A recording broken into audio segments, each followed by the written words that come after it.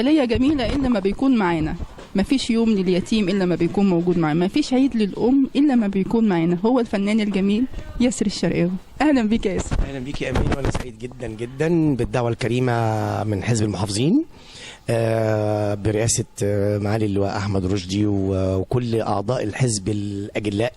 النهارده يوم غير عادي، ودايما بقول اي تكريم مرتبط بالام بيبقى له حاله كده وله خصوصيه وله يعني عايز اقول بيتقدم لها كل حاجه حلوه. فانا النهارده جاي عشان اقول لكل ام كل سنه وحضرتك طيبه بطريقتي.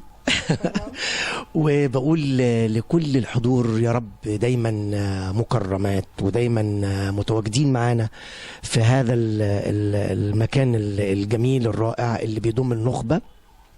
وزي ما قال معالي احمد بيه رشدي انه احنا كلنا بنقدم كل ما هو جميل للامهات والامنا الكبيره مصر. ميرسي جدا. ما شاء الله، دي جميلة بصوتك الجميل. شكرا، ميرسي قوي.